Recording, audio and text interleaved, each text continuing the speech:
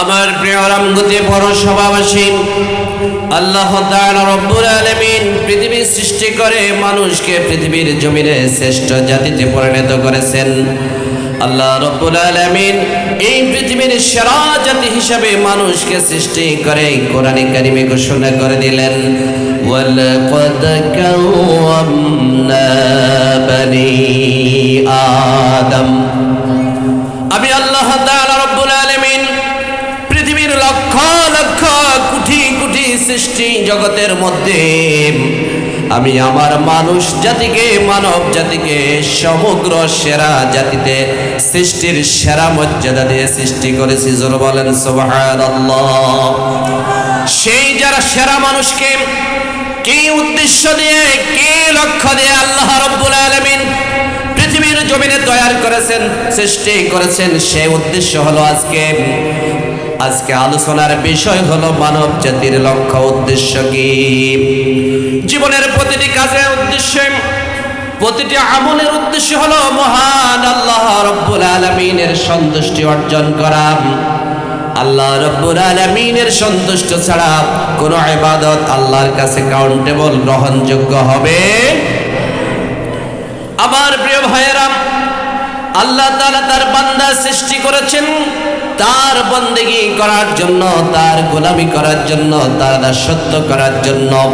পৃথিবীর সব কিছু পিছনে ছেড়ে দিয়ে এক আল্লাহর গোলামি করাই হলো রব্বুল আলামিনের সৃষ্টির উদ্দেশ্য।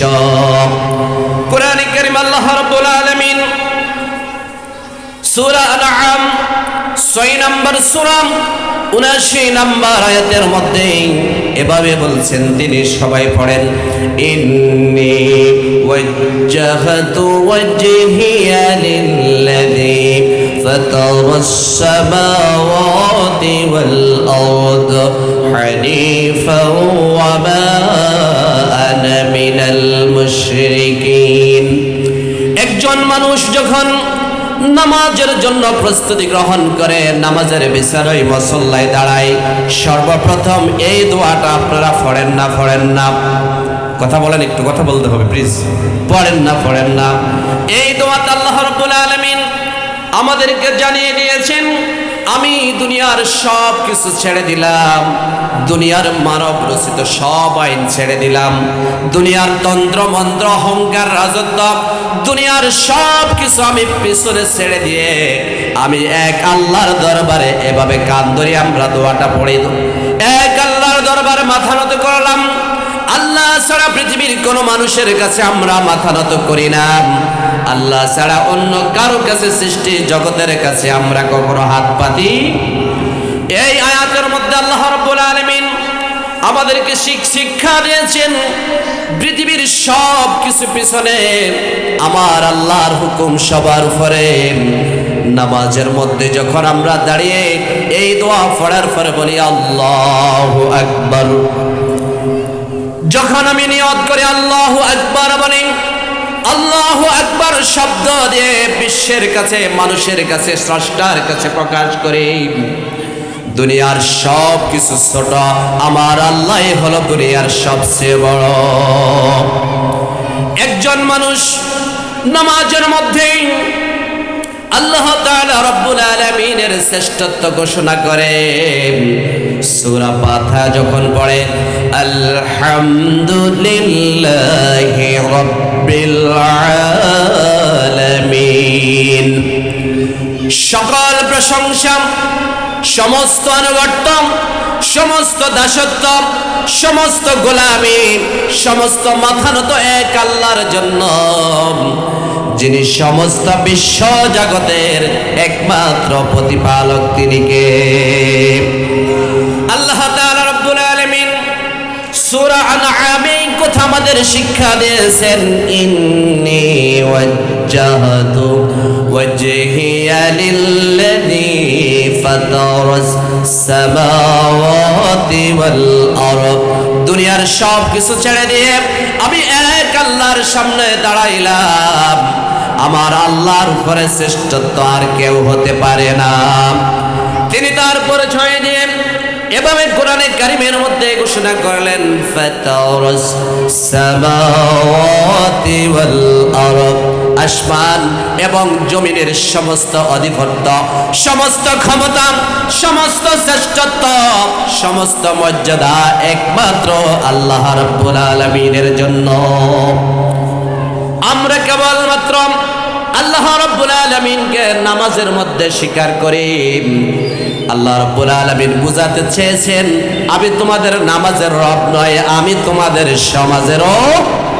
কথা আসতে কয়, আমি শুধু তোমাদের নামাজের মধ্যে রব নই। ফাতারাস সামাওয়াতি ওয়াল আরদ, এই জমিনের মধ্যে আকাশের মধ্যে যাই কিছু আছে সকল কিছু আমার আধিপত্য, আমার শ্রেষ্ঠত্ব, আমার মর্যাদা আমি আল্লাহ ছাড়া অন্য কেউ আর হতে পারে। এই জন্য জীবনের সব কিছু উজাড় করে দিয়ে লক্ষ্য উদ্দেশ্য ঠিক করতে হবে মহান আল্লাহ রাব্বুল আলামিনের। ফাতারাস সামাওয়াতি ওয়াল আরদ হানিফা ওয়া মা আনা মিনাল মুশরিকিন, তিনি ঘোষণা দিলেন আমি মুশরিকদের অন্তর্ভুক্ত নই, তিনি এক, তিনি একক। জোরে বলে সুবহানাল্লাহ। রব্বুল আলামিনকে প্রশ্ন করলাম, রব্বুল আলামিন আপনি আমাদেরকে কি উদ্দেশ্যে সৃষ্টি করলেন, কি লক্ষ্য দিয়ে আপনি আমাদেরকে সৃষ্টি করেছেন? আল্লাহ রাব্বুল আলামিন সূরা আনআমের মধ্যে আবার সেটা স্পষ্টতার সাথে জবাব দিয়ে দিয়েছেন, কুল ইন্না সলাতি ওয়া নুসুকি ওয়া মাহইয়ায়া ওয়া মামাতি লিল্লাহি রাব্বিল আলামিন। হে রাসূল আপনি বিশ্ববাসীকে জানিয়ে দিন, এই পৃথিবীর মানুষের মাঝে ছড়িয়ে দিন, দাওয়াত পৌঁছে দিন, বলে দিন, বলুন তাদের নামাজ, তাদের জীবন, তাদের মরণ, জীবনের সব কাজকর্ম, দোলনা থেকে কবর পর্যন্ত, পরিবার থেকে রাষ্ট্র পর্যন্ত সব কিছু কাজকর্ম আমি আল্লাহর সন্তুষ্টির জন্য হয়। আমাদের জীবনের সব কিছু কার জন্য? আরো জোরে বলেন কার জন্য? নামাজ পড়ি কার জন্য? রোজা রাখি কার জন্য? কোরআনের ময়দানে এসেছি কার খুশির জন্য?